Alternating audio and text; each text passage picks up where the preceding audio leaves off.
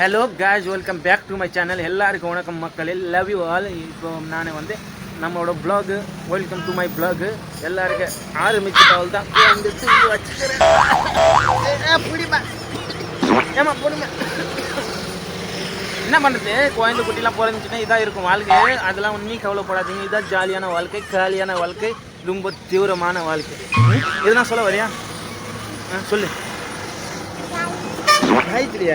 நீ காயத்ரி எல்லாருக்கும் தெரியும். முத்தம் கொடுத்துரு முகர் கட்ட மாதிரி மூஞ்சி வச்சுக்கினேன். அவள் தான் காய்ஸ் நம்ம வீட்டில். அவள் தான் வீட்டில் வேற எங்கே போக முடியுது? சுற்றி பார்க்க அக்கம் பக்கம் எங்கன்னா பீச்சில் எங்கன்னா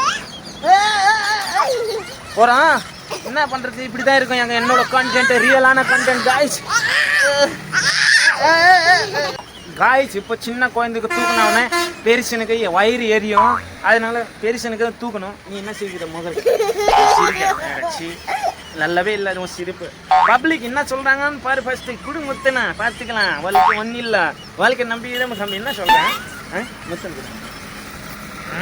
பரவாயில்லையே, சின்ன குழந்தை விட பரவாயில்ல பெரிய குழந்தை. ஆனால் பெரிய குழந்தை தூக்கும் போது இடுப்பு எங்கன்னா உடஞ்சிடும்னு பயப்படுறேன் காய்ச்சி.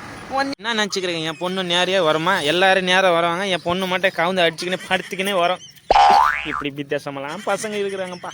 எப்படி தான் தாங்க முடியுது? இதப்போ அங்கே தொங்குதுப்பா குரங்கு மாதிரி. என்ன நினச்சிக்கிறீங்க காய்ச்சி, ரொம்ப காஸ்ட்லியான இடத்துல வந்து விளையாடுறேன்னு நினச்சிக்க போகிறீங்க. பக்கத்து ஊரில் ஃப்ரீ ஒன்றும் காசு இல்லை, ஃப்ரீ தான். ஓஹோ ஐயோ இவன் அம்மா எங்கே போச்சுன்னு தெரியல. நான் சொன்னேன் இல்லை காய்ஸ், இந்த பாருங்க கார்டனில் வந்து படுத்துன்னு கிடக்குற ஒரு பொம்மநாட்டி. இப்படி ஒரு சோம்பேறிங்களா ஃபஸ்ட் டைமில் பார்த்துருக்கேன் நான் வாழ்க்கையில். அதில் பாதிங்க எங்கள் பாரு எருமாடு இந்த மாதிரி இடத்துக்கு வந்தால் ஒரு ஆமலை என்றைக்குமே விளையாட முடியாது. பசங்க பொண்டாட்டியாக பார்த்துக்கினே ஜாலியாக இருக்க வேண்டியதே இருக்கும் காய்ச்சி. அவங்க ஜாலியாக இருக்கட்டும், அதே பார்த்து நம்ம சந்தோஷப்பட வேண்டி தான் இருக்கும். இப்போ நான் என்ன சொல்ல வரேன்னா, உலகத்தில் எத்தனை பொண்டாட்டிங்க இருக்கிறாங்க, பசங்க இருக்கிறாங்க. அவங்களுக்கு அப்பா மேலே இருக்கிற பாசம் தெரியவே தெரியாது எப்படி இருக்குன்னு.